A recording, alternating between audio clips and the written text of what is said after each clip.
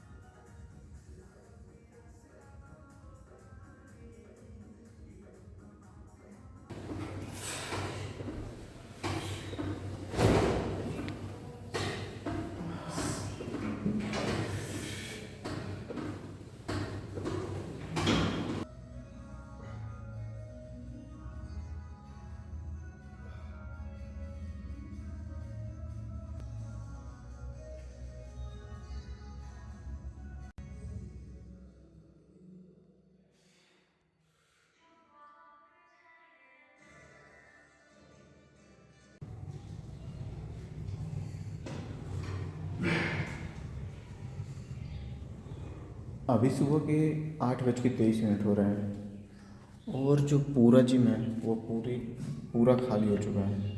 आपको मैं दिखा दूँ एक वीडियो। ये जो पूरा जिम है पूरा खाली हो चुका है और इसके बगल में जो सेकेंड रूम है जिसमें सिर्फ आशीष है। अभी जिम में मैं और सिर्फ आशीष है। ये वाला जो कैमरा चल रहा है ये भी पूरा खाली दिख रहा है। वो भी बंद करके इसी रूम में आने वाला है। मेरा सिर्फ एक लिटरल रेजिस बचा है, मतलब ये क्या कहलाता है, शोल्डर वाला। उसे जल्दी से उसे कंप्लीट करते हैं।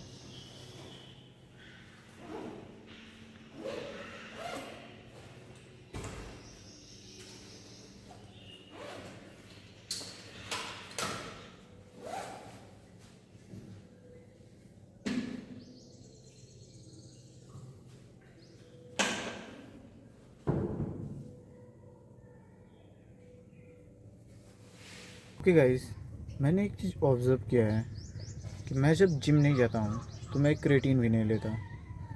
लगभग मैं पिछले 1 से 1.5 महीनों से बहुत ही कम बार जिम गया हूँ, इसलिए मैंने क्रेटीन भी बहुत कम बार लिया है। लेकिन पिछले 2 दिनों से, पिछले 1 दिन से, कल का और आज का, मैं जिम गया था। लेकिन मैं कल जैसे बताया था कि सुबह में क्रेटीन नहीं ले रहा हूँ, दोपहर में ले रहा हूँ, मतलब खाना खाने के बाद।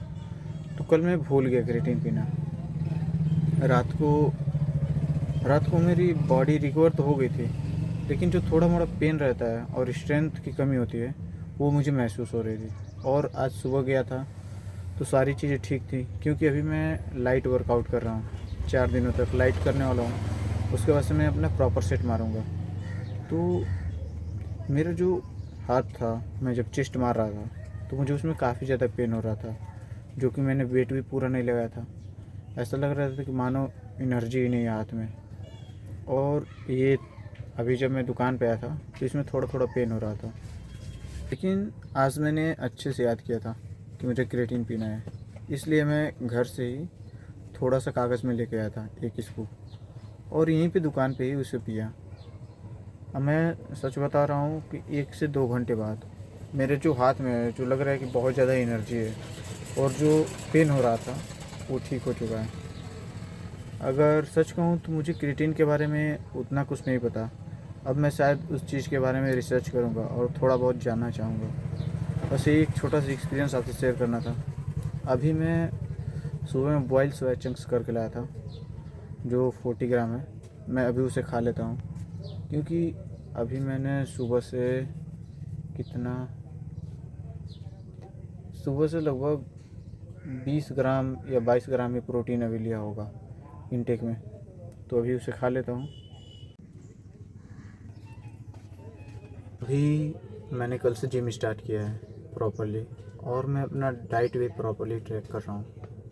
इसलिए मैं कोई बाहर की चीज़ नहीं खा रहा, मतलब जैसे जंक फूड या फिर शुगर पे मेरा स्पेशली फोकस है, क्योंकि मैं शुगर को क्विट करना चाहता हूँ। और अभी आज 1 दिन बीता है, इसलिए अभी कुछ ज़्यादा क्रेविंग्स नहीं हो रही। मेरी जो दुकान है यहाँ पे बहुत ज़्यादा बिस्कुट, जैसे ये दिख रहा है, ये बिस्किट, कुरकुरे और चिप्स बहुत ज़्यादा टंगे हैं। चिप्स, नमकीन। देखते नहीं, मतलब इस बार मुझे लग रहा है कि मैं कर सकता हूँ, और मुझे करना है ये सारी चीज़ें मैं बाद में भी खा लूँगा। अभी तो 1 दिन हुआ है, इसलिए ऐसा बोल पा रहा हूँ। अगर यही बात मैं अगर 1 महीने या फिर 2 महीने बाद बोल पाता हूँ तो वाकई में चेंज हो चुका रहूँगा। बस यही शेयर करना था। अभी मैं तब तक अपना बॉइल्ड सोया चंक्स एंजॉय कर रहा हूँ। मैं जो चीज़ बताने वाला हूँ, मुझे लगता है कि जो मेरी ऑडियंस है, 100% में से 2 या 3% ही लोग इस बात को समझ सकेंगे, क्योंकि इसमें एक्सपीरियंस ज़्यादा मैटर करेगा।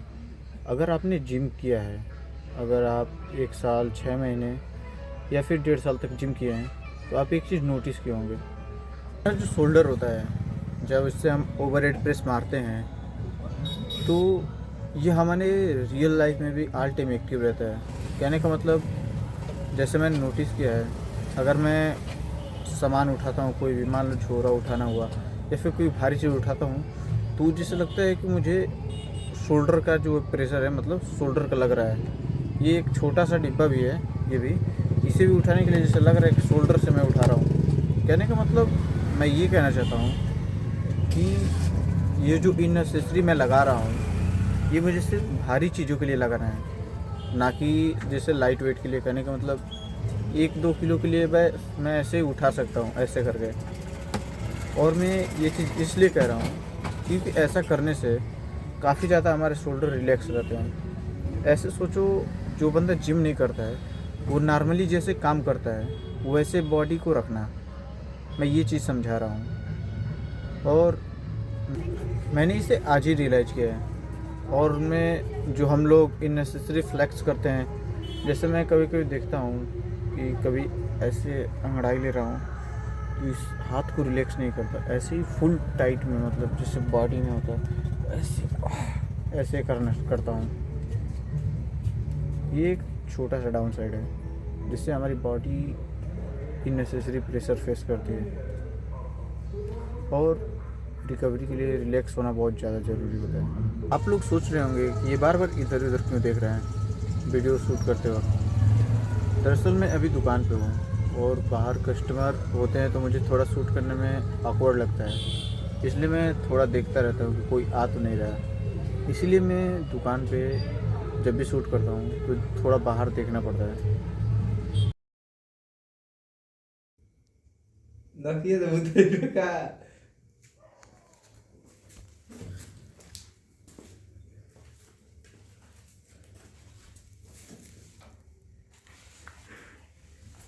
अभी ध्यान लगे ले बा।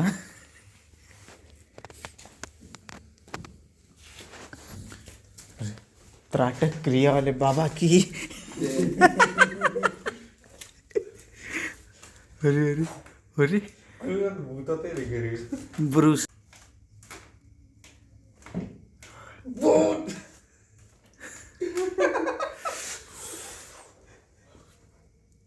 हो गया वाह अब ना जल्दी जब निकल आया तब जा देना बस मैं आवे जाए खातिर एगो सफर खातिर चाहत